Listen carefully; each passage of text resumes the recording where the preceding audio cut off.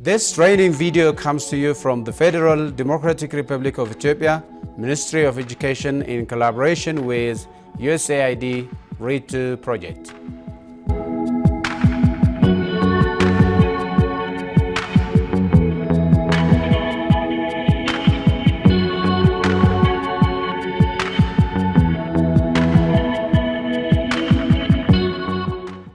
Hello everyone, my name is Brukar Labacha. Today I am going to talk to you about teaching English as a foreign language in upper grades. Here are the objectives designed for our today's training. The objectives designed for our today's training session. At the end of this training, you will be able to describe how teachers' own experience of learning English and their attitudes, beliefs about learning affect a student's learning experience. Second, you will also be able to demonstrate a clear understanding of the contents and the structures of the newly revised English material. You are also expected to explain how helpful our mother tongue is to help students learn English. Finally, you will also be able to identify common strategies which enables us to teach English as a foreign language. First, we will discuss about how teachers' own experience of learning the language, the beliefs, the attitudes you have affect your students' learning. Then we will see how our mother tongue is important to learn English. Finally, we will discuss about the strategies which enables us to teach English as a foreign language. Now, let me come to the first one. What do you know about English and teaching English in Ethiopia? Have you ever tried to ask this question to yourself? Why do you teach English to your students?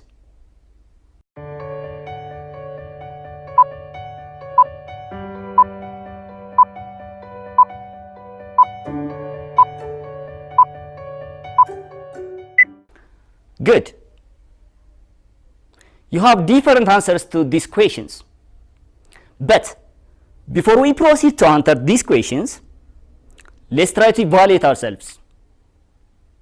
How many languages do you speak?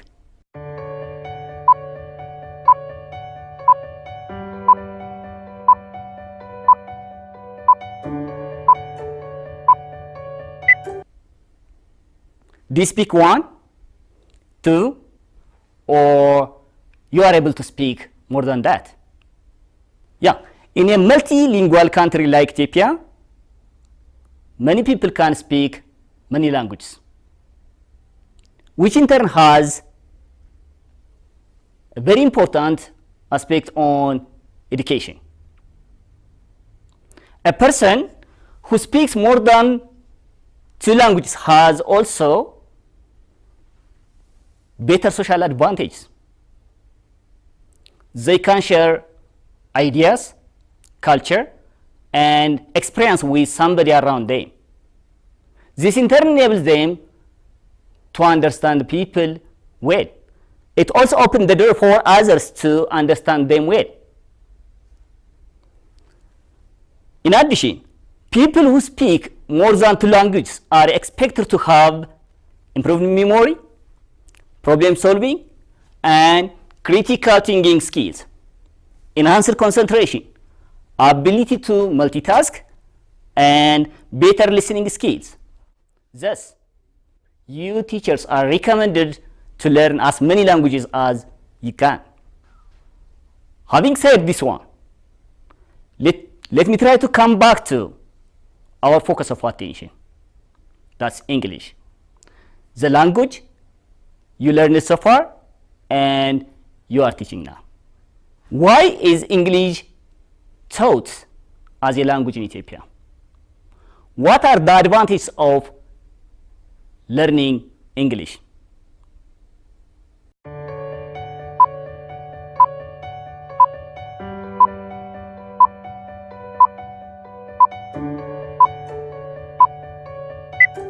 Well then, you can have many different answers to this question. But one point that we may all agree with is that we see the value of learning this language in travel, education, and business. To benefit from this global knowledge and to share our own local wisdoms, English can be served as a bridge. The educational value of this language should be also taken into consideration because it is a very dominant one. Thus, we learn English at school.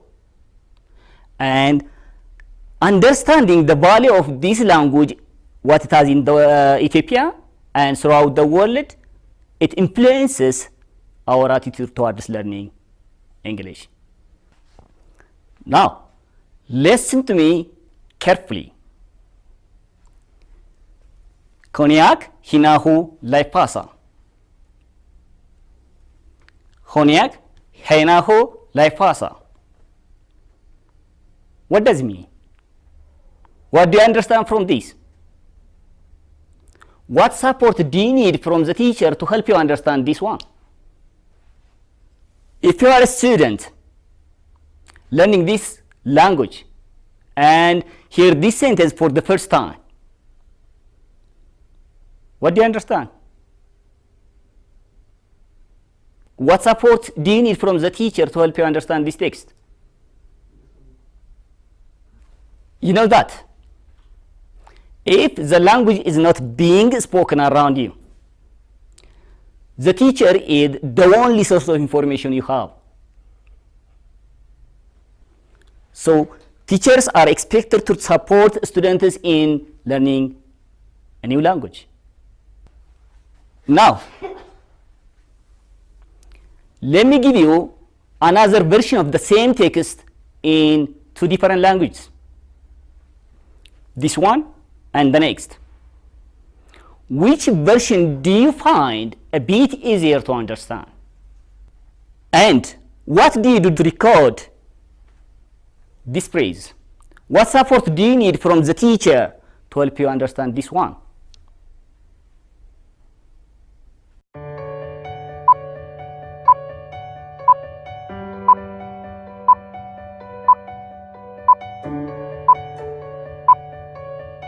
Well then, I think you all have said that the second sentence is a bit easier to understand because, let alone all these things, you can at least understand or identify the letters given from here. So this enables you to decode or find out the meaning of the text. So teachers need to support their students in learning a new language because their support is very important and vital. But the question is, how? Here and there are some strategies which enables us to teach English as a foreign language. Strategies to support students learn a foreign language include creating a secure learning environment. What does it mean? We'll discuss about it later. Second, allowing learners to use their mother tongue. This is another strategy. The third one, code switching. The fourth, building teaching on students' background knowledge and relating it to the learner lives. Let me try to see these pointers one by one.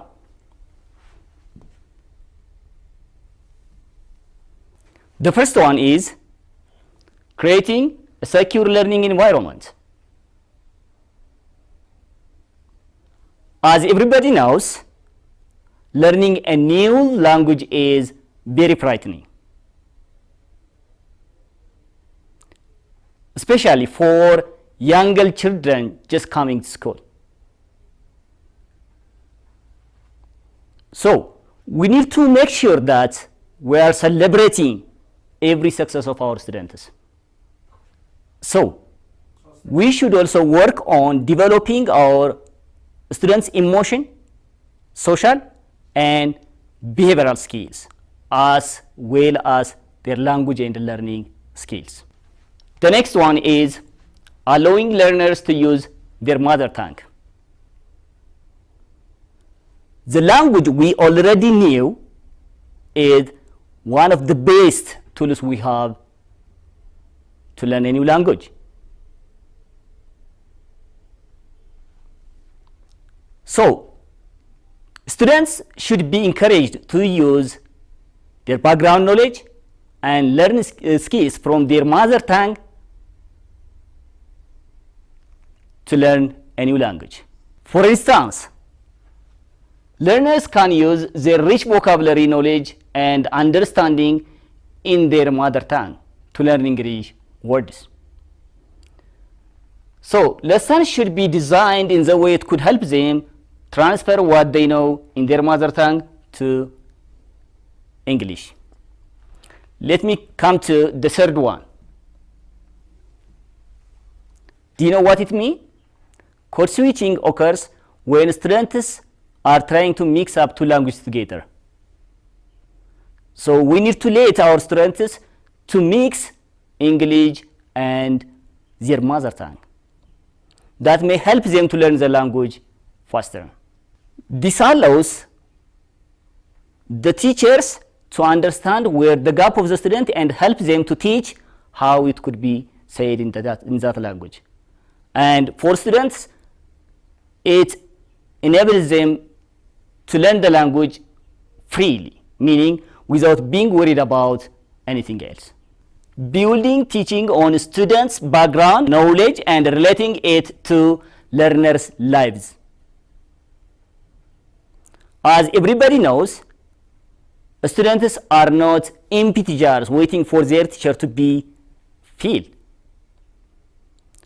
They always have something that they have learned from their surrounding and the topic being presented there.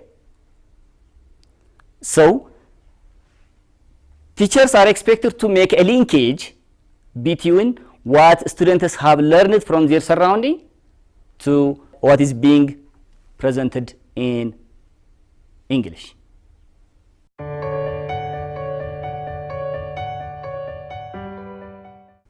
Welcome back to this session. In this session, we will look at the structure of the current English materials. The current English materials are prepared based on the revised syllabus and scope and sequence of English curriculum materials. The current English materials have been made to have different pictures and colors so as to hold the attention of our students.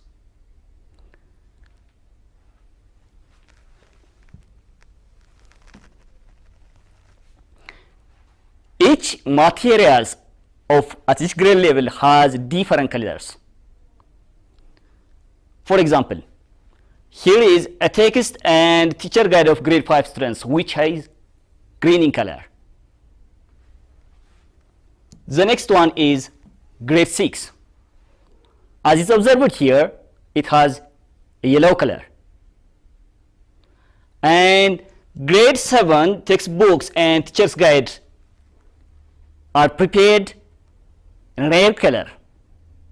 The last one is grade 8, which has a blue color. Look through the materials for a while and try to familiarize with the overall structure of the materials. Well done. I'm quite sure that you have gone through the materials and find out some important points in that regard. Now, Let's discuss together content and organization of the material. The materials have been organized in a thematic unit. Each grade level materials has 2 textbooks and 2 teacher guides. The first pair is for the first semester and the second pair is for the second semester. And each contents in the material are prepared in a thematic way. Each units are further divided into contents of 6 pairs per week. Let me try to say something about content organization.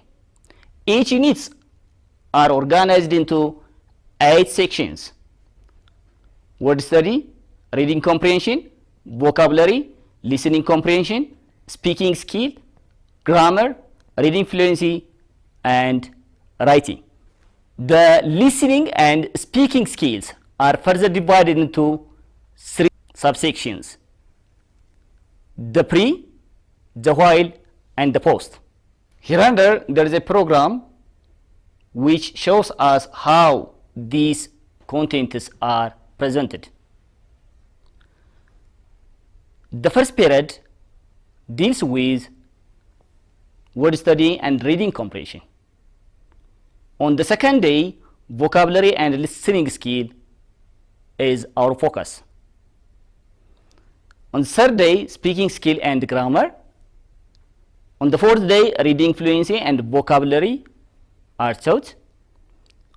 Finally, writing section is presented on the fifth day. Now let's try to look. Now let's go to this activity. Now let's go to this activity. 1. Is there any alignment between the teacher's guide and the student's book? 2. Do the guides provide adequate direction and encourage teachers to use them?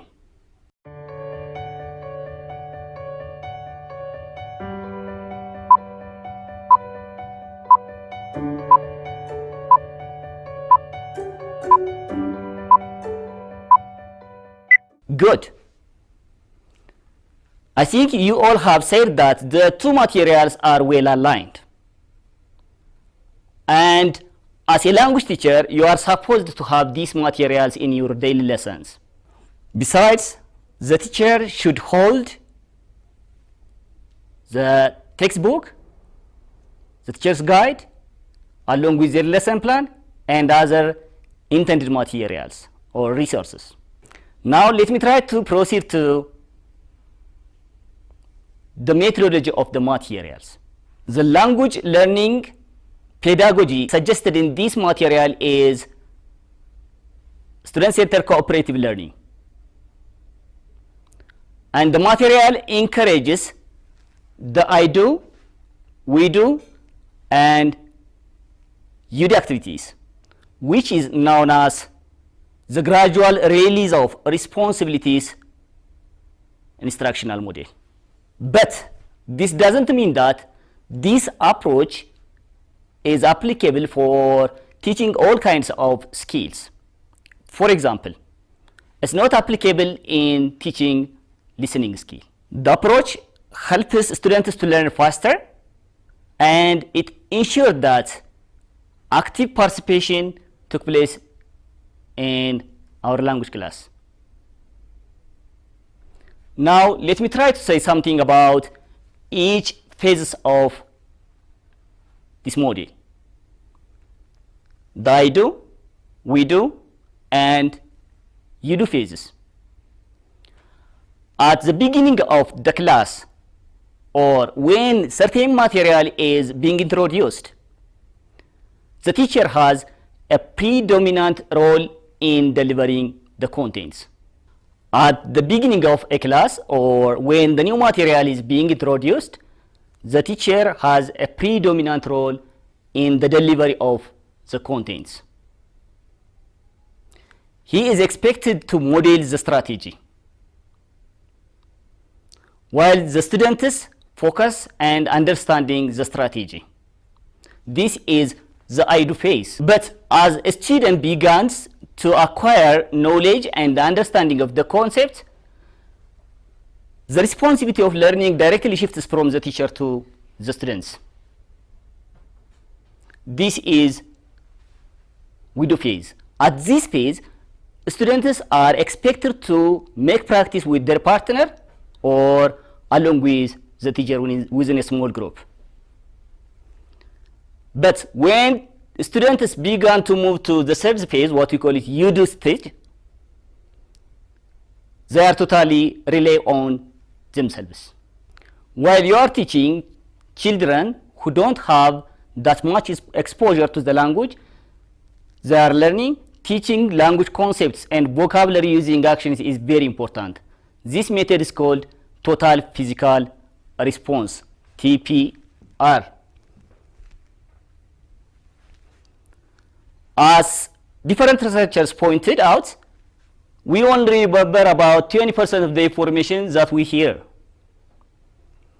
And we remember approximately 40% of the information that we see and hear. But we remember around 80% of the information that we see, hear and interact with in a meaningful way. So these researchers recommended us to use TPR or total physical response while we are teaching students who lacks exposure to the language. And hereunder, there are assessment techniques. Different assessment techniques have been already given here. And it's up to the teacher to use them in the ways they can manage. The first one is observation, exit card, raise words, turn and talk, informal monitoring, graphic organizers, presentations, summarize and reflections, formal continuous assessment, and enrichment. But while we are using these techniques, you should also consider that we are giving these techniques while we are in COVID now. So the issue of COVID should be taken into consideration here. Now let me try to summarize the topics what we have learned so far.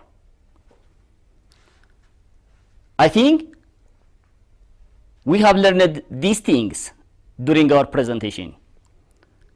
One, your experience in learning English and attitudes and beliefs about learning in general affect your students' learning experience. Understanding of the contents and the structure of the teacher's guide and student's book helps us to teach the language better. The total physical response approach, use of visuals and mother tongue, can help students learn English. And finally, the gradual release of responsibility instructional model of I do, we do, you do approach is what is encouraged in teaching English as a foreign language. This is all what we have for today. In your next video, you will have a lesson on oral skills, speaking skill and listening skill. Please get yourself ready beforehand. Thank you for your attention.